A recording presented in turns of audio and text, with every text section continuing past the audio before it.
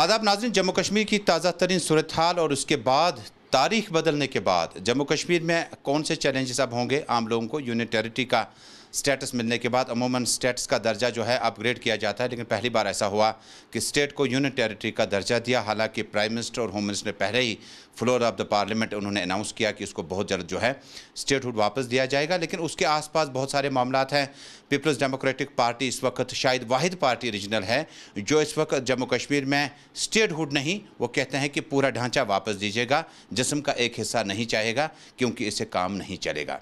जम्मू कश्मीर में महबूबा मुफ्ती को अब तकरीबन 1 साल डिटेंशन में हुआ।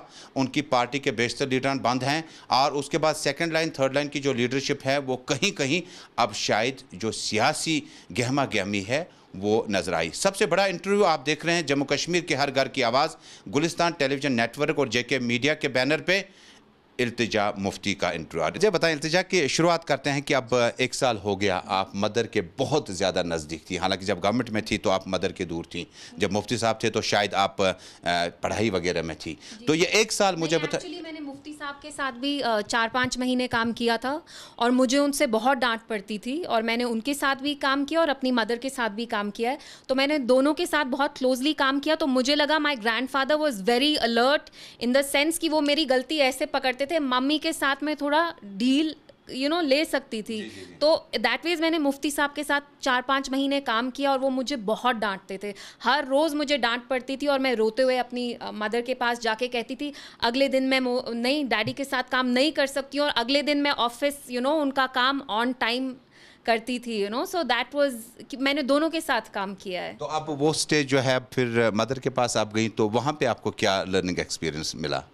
देखिए, मदर के साथ तो मेरा ज़्यादा तभी हुआ जब वंस जब सरकार गिर गई। उससे पहले जब मेरे ग्रैंडफादर मुफ्ती साहब का इंतकाल हुआ तो मैंने देखा कैसे सब आके जैसे वल्चर सर्कल करते हैं, गोल गोल घूम के किसी बंदे पे आते हैं। मुझे वैसे लगा कि मेरी मदर को बहुत ज़्यादा टारगेट किया गया। और आप जानते हैं कि मुफ्ती साहब को दफनाए हुए कुछ ही दिन हुए थे कि पार्टी में से स्प्लिट ऑर्केस्ट्रेट जो भी दिल्ली की कोशिश वगैरह थी वो स्टार्ट हो चुकी थी। तो मुझे लगा जैसे मुफ्ती साहब एक बड़े दरख्त की तरह थे जो मेरी मदर महबूबा जी का साया बन चुके थे।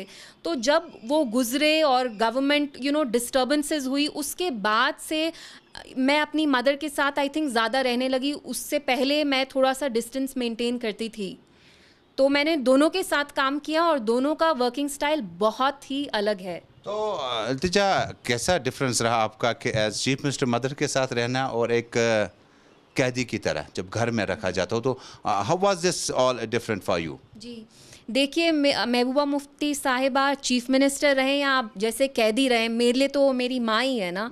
माँ तो माँ ही होती है। और मैं अंडरस्टैंड करती हूँ वो पब्लिक फिगर है, कश्मीर में आपका मेन स्ट्रीम के अगेंस्ट बहुत हेट्रेड है, नफ़रत है, रिजेंटमेंट है। मैं लोगों के I can't hold it against them excuse me.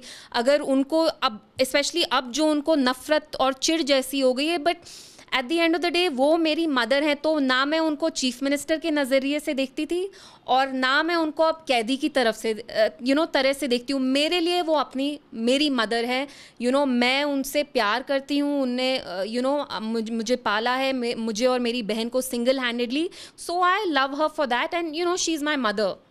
Thanks for having this details कि आपने मदर के साथ कैसे वक्त गुजार। अब आते हैं सियासत की बात करें, जम्मू कश्मीर में क्या कुछ हो रहा है। पहले आते हैं कि आपने एक ट्वीट किया, आपका हालांकि इंतहाई अहम अखबार में आपका इंटरव्यू भी लगा। आपने ट्विटर में जाके लिखा हुआ है कि स्टेटहुड की वापसी का मतलब है कि एक शख्स का पाँव काटा जाए, उसके बाद कटे हुए पाँव में आप उसको शूज़ ऑफ़र करते हैं। डोंट यू थिंक कि इसको एलोबरेट करके कुछ हासिल किया जाना मुश्किल ही है? देखिए, स्टेटहुड जब आप डिस्कस करते हैं तो इट्स नॉट लाइक कि आपने नेगोशिएट करके अब उनने आपको दिया है। जब अमित शाह साहब जो इस मुल्क के होम मिनिस्टर हैं, जब उनने लास्ट ईयर डिसीजन मतलब अनाउंस किया on the floor of the parliament, तो स्टेटहुड की भी उनने बात उसी वक्त बोल दी थी कि जब हमें लगता है कि हाँ पीस रिस्टोर हो जाएगी हम स्टेटहुड दे देंगे। तो स्टेटहुड उन बीजेपी का अपना कंपल्शन है। लेट्स नॉट थिंक कि वो हमें दे रहे हैं तो हम पे कोई मेहरबानी या एहसान कर रहे हैं। और ये ऐसा हुआ कि आप खुदा ना खास्ता किसी का पैर काटते हैं और फिर आप उसे जूता दे रहे हैं फ्रॉम अ स्टेट जिसकी अपनी सदर रियासत होता था, प्राइम मिनिस्टर होता था, फिर चलिए चीफ मिनिस्टर था, रेजिड्यूरी पावर्स तो थे, अपनी कॉन्स्टिट्यूशन थी, अपना झंडा था, अपना डोमिसाइल था, वहाँ से लाके आपने हमें डिमोट करके आप गोल पोस्ट शिफ्ट करके अब स्टेटहुड की बात करें, तो ये ऐसा होता है कि 4-5 गुंडे आ जाएं आपके घर में, डाकू डकैती पूरा 4-5 दिन रैंसैक करें, सारे वैल्यूबल्स ले जाएं और फिर आपको कहते हैं ले लीजिए, चाबी ले लीजिए, ये घर आपका है। क्या वो घर आपका है? तो इल्तिजा जी, एक इसी से क्लब करता हुआ एक सप्लीमेंट्री क्वेश्चन होगा कि मोहतरमा जो वज़ीर आला थी तो बारहा कहती थी जो कुछ मिलना है इस मुल्क से मिलना है, प्राइम मिनिस्टर मिलना है, होम मिनिस्टर मिलना है। क्या आप अपसेट हैं अपने उस कॉन्फिडेंस पे, या मदर का जो कॉन्फिडेंस था चेयर के तई उसमें तब्दीली आई है क्या?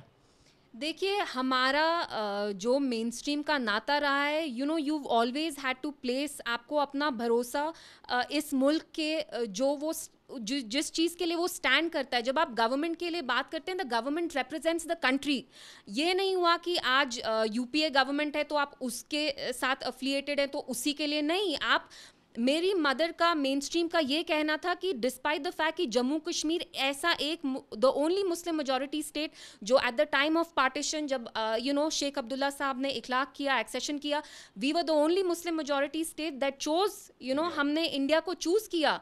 तो आज ऑब्वियसली मुझे बहुत चोट पहुंचती है जिस तरीके से मेरी मदर को ह्यूमिलिएट किया, उनको ट्रीट किया गया। पिछले 1 साल से वो डिटेंशन में हैं, वो अपना स्टैंड नहीं बदल रही हैं, तो उसकी वजह से उनकी पार्टी तोड़ दी गई।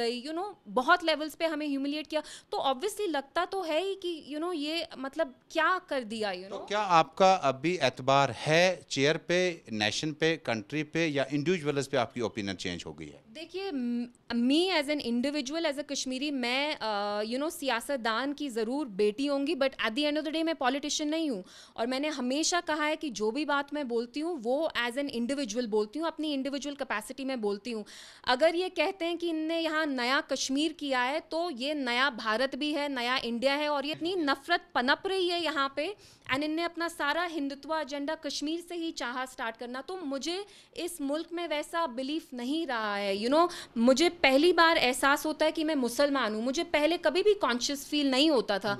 अब आप देखते हैं जो एजुकेटेड नॉन मुस्लिम्स, हिंदूज वगैरह होते हैं, वो भी इतनी मतलब बातें करते हैं, दिल को बहुत चोट पहुंचती है। जम्मू कश्मीर में इल्तिजा, आपको याद होगा कि रीजनल पार्टीज़ बनाना इतना आसान नहीं था।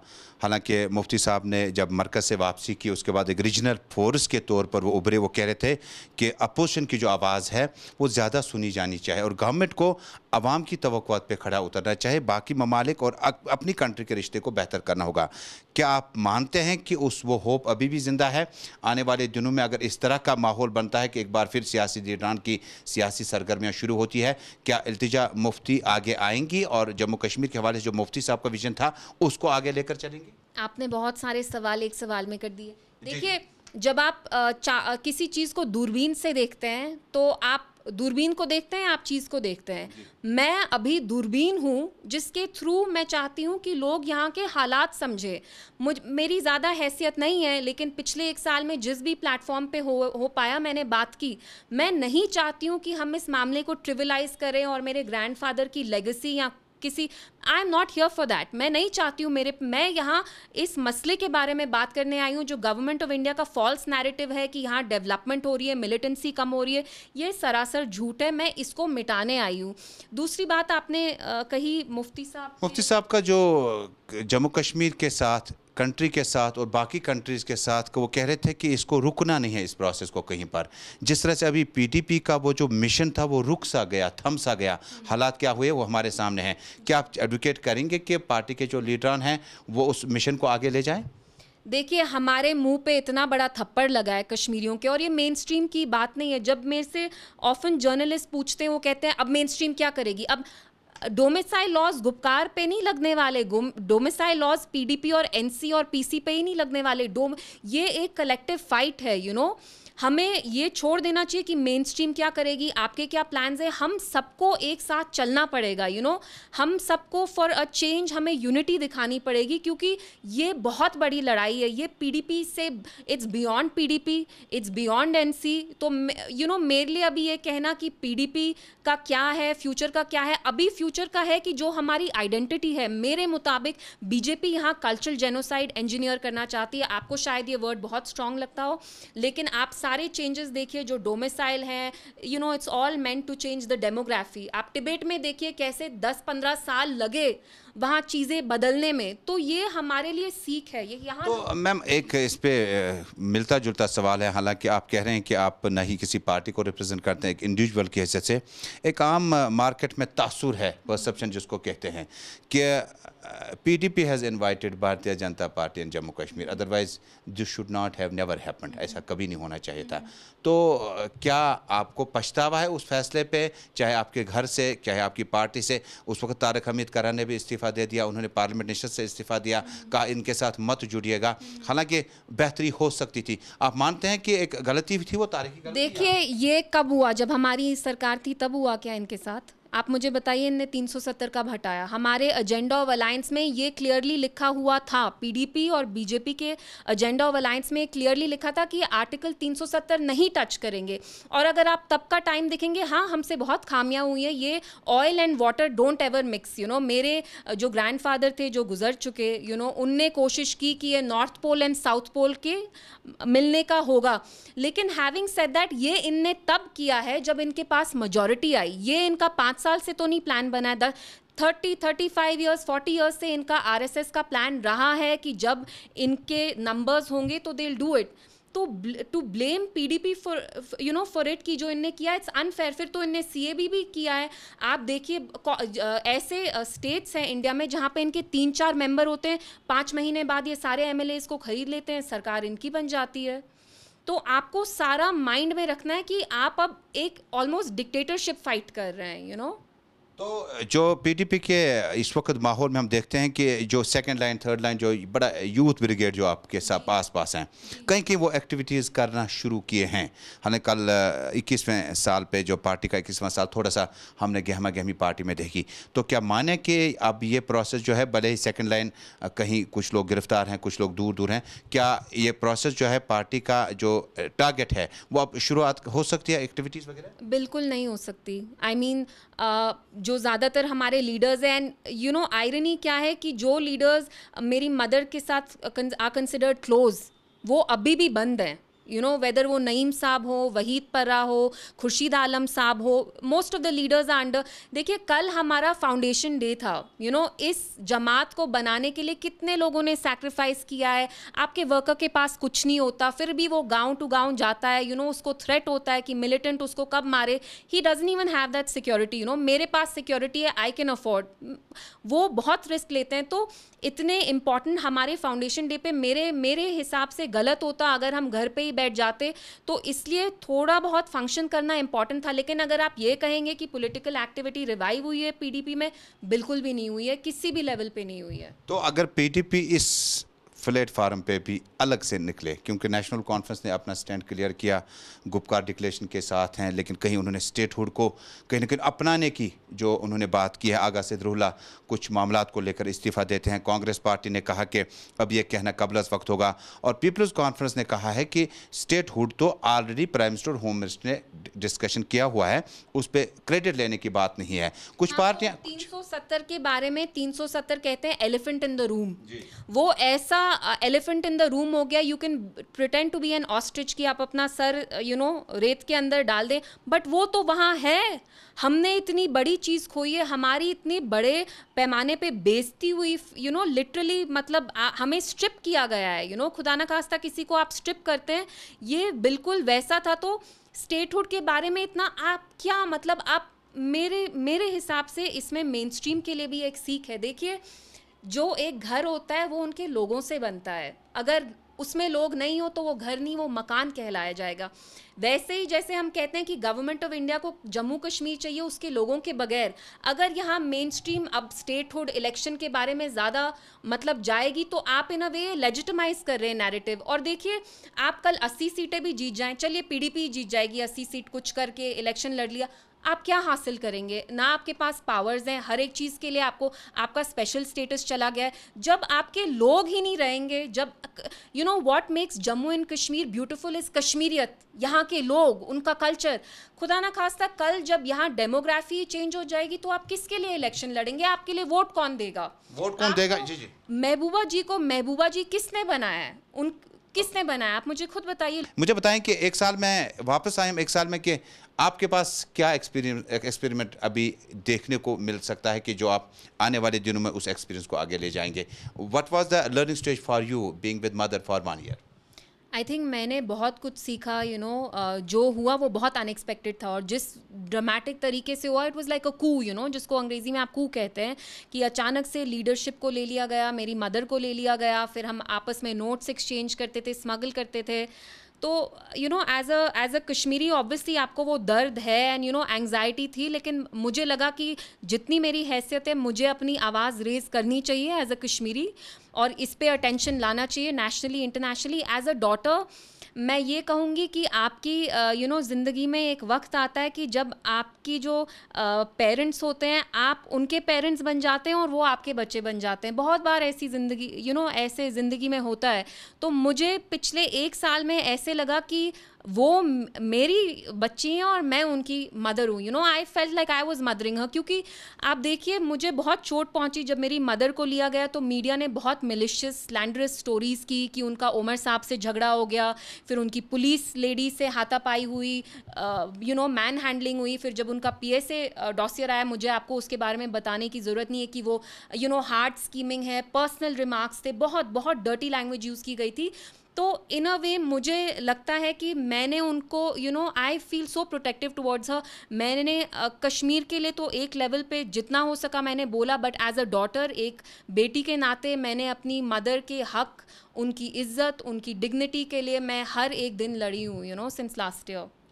तो अब वापस आते हैं सियासत पे। मुझे बताएं कि अब कुछ जो ईद के बाद जो 5 अगस्त को अब करीबन 1 साल मुकम्मल हो जाएगा, क्या देखते हैं आपके स्टेटहुड का ये जो एक बार फिर अब डिबेट बनता जा रहा है काफ़ी इंटरव्यूज़ में, स्टेटहुड एक इल्तिजा मुफ्ती इसके खिलाफ क्यों है, और इल्तिजा मुफ्ती ही क्यों बोलती है? बाकी लोग तो है ना, आप कहते हैं पार्टी अभी हैं, मदर डिटेंशन में है, बाकी लोग तो हैं नहीं, तो सब जो ज़्यादातर हमारे लीडर्स हैं वो तो सब बंद हैं। एंड आप देखिए ये कितना प्रेशर डालते हैं। जो लोग खुले भी हैं शायद उनमें भी सब में इतना डर। मैं बात नहीं करना चाहती हूँ, बाकी भी हैं जो उनको लगता है, जैसे मैंने कहा माय मदर इज, उनको एक एग्जाम्पल की तौर पे उनको ट्रीट किया गया है कि उनकी पार्टी तोड़ दी गई, ह्यूमिलिएट किया। तो मैं जैसे मे बी फियरलेस होके बात करती हूँ, मैं पॉलिटिशियन भी नहीं हूँ, तो शायद मुझे साइड्स भी नहीं लेने, मैं इनकन्वीनियंट बात कर सकती हूँ। जैसे जब मेरा इंडिया टुडे कॉन्क्लेव में राजदीप जी के साथ हुआ था, उनने पूछा कश्मीरियों को क्या लगता है इंडिया का, I said they view India as an occupational force. वो चीज़ मैं अभी भी बोलूँगी। मुझे तो यहाँ पे अगर मैं सियासतदान होती तो मैं सोचती नहीं, जब यूटी नहीं थी तो तब दिल्ली यहाँ इतना कंट्रोल करती थी। अगर यूटी है तो दिल्ली ज़्यादा कंट्रोल करेगी। तो अगर इन हालात में मुफ्ती साहब जिंदा होते तो क्या आपका ट्यून डिफरेंट होता? स्टेटहुड में अगर जो हाल के बारे में बात करना चाहती हूँ। जैसे मैंने कहा, स्टेटहुड हमसे इसलिए लिया गया, इसलिए छीना गया ताकि हम स्पेशल स्टेटस के बारे में भूल जाएं। देखिए ये ऐसा होता है कि आपका पैर काट दिया जाता है या आपके पास 3 चीज़ें होती हैं, तीनों की तीनों ले जाते हैं, फिर आप कहते हैं भाई एक तो दे दो। लेकिन हम सर भिखारी तो नहीं है ना। जब हमने इनके साथ इखलाक किया तो हमने एज इक्वल पार्टनर्स किया। तो हम खुदा ना खास्ता भिखारी नहीं है कि हम आपके पास कटोरे के साथ आएंगे लेके कि चलिए आप कुछ नहीं दे सकते तो 2G और स्टेटहुड नहीं। Why should we do that? हमारी डिग्निटी पे इतनी चोट पहुंची है, हम क्यों इनसे स्टेटहुड की भीख मांगे? सर आप मुझे खुद बताइए। और मेरे एज अ कश्मीरी और अमित शाह के बीच में क्या डिफरेंस है? मेरे और बीजेपी के बीच में क्या डिफरेंस है? जब वो भी स्टेटहुड मांग रहे हैं जम्मू के लिए और मैं भी स्टेटहुड कहूँगी। आई मीन हमारी priority, what makes Kashmir, Jammu Kashmir is the way it is as a state, जो हमारा कल्चर है, आइडेंटिटी है, बिकॉज हम वो इन अ वे प्रोटेक्ट कर पाए। हमारा स्पेशल स्टेटस रहा है, अपना फ्लैग अपना, हमें उसके लिए लड़ना चाहिए। ठीक है, अगर मुफ्ती साहब इस स्टेज पे जिंदा होते तो क्या ये जो मुझे बात करने की ज़रूरत ही नहीं पड़ती ना सर। मैं इसलिए बात कर रही हूँ क्योंकि जैसा मैंने आपको कहा, मेरा पॉलिटिक्स में कभी भी नहीं रहा है। मैं इससे बहुत दूर रही हूँ एंड मैं डिलिबरेटली रही हूँ। मैं बहुत प्राइवेट किस्म की इंसान हूँ। आप मेरा ऑनलाइन ढूंढेंगे ना, मैं फेसबुक पे हूँ ना मैं ट्विटर पे हूँ। मेरे लिए मजबूरी है सर। किसी को अच्छा नहीं लगता आप जाइए, मैं यहाँ हीरो बनने नहीं आई हूँ। आप ऑनलाइन टाइम देखिए, मुझे आईटी सेल बीजेपी की भी गालियां देती है, मुझे कश्मीरी लोग इक्वल गालियां देते हैं, शायद कश्मीरी लोग ज़्यादा देते होंगे। तो मैं यहाँ सर हीरो नहीं बनने आई हूँ, मैं नहीं कह रही हूँ कि मेरा क्या कहते हैं 56 inch chest and bravado and all that, no, मेरा दिमाग में है कि जब तक मेरी मदर रिलीज नहीं होती, I will hold the fort, as a Kashmiri and as a daughter. Twitter आप ही चलाते हैं ना? बिल्कुल, मैं ही चलाती हूँ। तो काफ़ी तासुर है लोगों में, कहते हैं काफ़ी ज़्यादा तेज़ लिखा जाता है। ऐसा क्या है कि आपका ये तबीयत ही ऐसा है? हाँ, मैं actually as emotional as your mother? नहीं, मेरी मदर बहुत ज़्यादा इमोशनल है, मैं रियलिस्टिक हूँ थोड़ा सा। एंड आपने ट्विटर की बात की तो तभी मैं बोलूँगी, जब मेरी मदर को लिया गया था, उनको पता था, इन लोगों को पता था जिनने डाला था कि मैं शायद उनका ट्विटर स्टार्ट करूँगी, तो इनने कैटेगोरिकली मेरी मदर को कहा कि अगर आपकी बेटी करेगी उसको हम जेल में डाल देंगे। लेकिन मैं भी अपनी मदर की बेटी हूँ ना, तो मैंने भी स्टार्ट कर दिया। लेकिन आप जहाँ मुफ्ती साहब का सवाल है, जब मुफ्ती साहब थे तब तो माहौल ही डिफरेंट था ना sir, the way he handled everything. उनकी जो पहली बार हुकूमत आई, आप जानते हैं हालात कितने सुधरे, एसओजी को डिसबैंडन किया गया, उरी मुजफ्फराबाद के साथ ट्रेड हमने स्टार्ट किया, पाकिस्तान के साथ भी हालात बेटर हो गए। देखिए सर, कश्मीर अब एक ट्राइलैटरल इशू बन गया है, जम्मू एंड कश्मीर। पहले ये कहते थे बायलैटरल है, अब ट्राइलैटरल।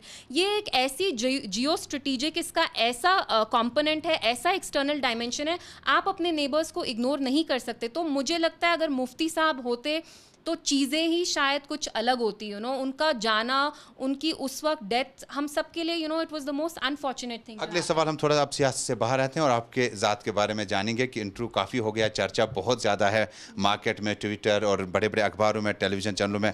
मुझे अपने बारे में आप बताएं कि जो ऑडियंस आपको, सीधा साधा हमारा ऑडियंस है जम्मू कश्मीर का, हर घर का, हर एज का और हर तबीयत का आदमी जो है वो हमारा ऑडियंस, मुझे बताएं कि अपने बारे में बताएं कि इल्तिजा मुफ्ती अचानक महबूबा मुफ्ती का ट्विटर हैंडल स्टार्ट करती हैं और काफ़ी मशहूर हो जाती हैं बयान। आप मुझे अपने बारे में बताएंगा कि आप कहाँ पढ़ाई मुकम्मल करके आए और किस स्टेज पर अब आप टेलीविज़न पे आए, क्योंकि आप बिल्कुल इसके हुकूमत में आपको बिल्कुल नज़र नहीं आया। जी, मैंने अपना ऑनर्स पॉलिटिकल साइंस में किया और मास्टर्स इंटरनेशनल अफेयर्स में।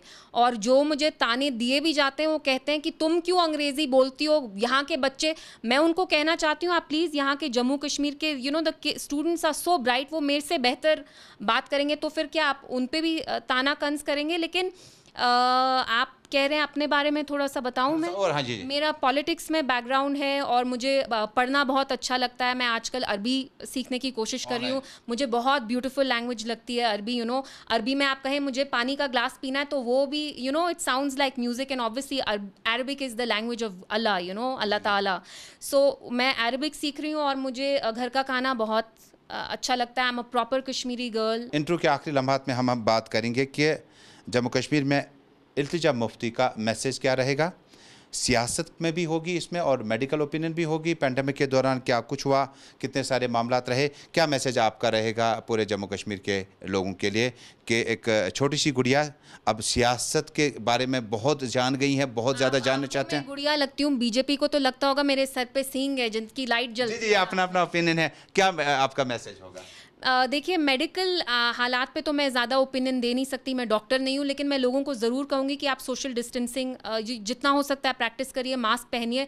और मैं कहना चाहती हूँ कि जो भी हमारे साथ हुआ है, शायद उसमें the only good thing is कि हम सबको इकट्ठे आके लड़ना पड़ेगा। ये एक ही जमात की लड़ाई नहीं होगी सर, जब तक सारे इकट्ठे होके। रेजिस्टेंस के बहुत तरीके होते हैं, पॉलिटिक्स ऑफ रेजिस्टेंस भी करके होता है। तो जब तक हम एक साथ आके नहीं लड़ेंगे, एक दूसरे की तरफ हम फिंगर्स पॉइंट करते रहेंगे, हम कहीं नहीं पहुंचने वाले। खुदा ना खास्ता हम शायद पीछे ही होते जाएं, with every passing day. Perception जो है कि स्टेटहुड के माने हैं कि कहीं ना कहीं हम वापस उसी जगह पहुंचेंगे 2019 में।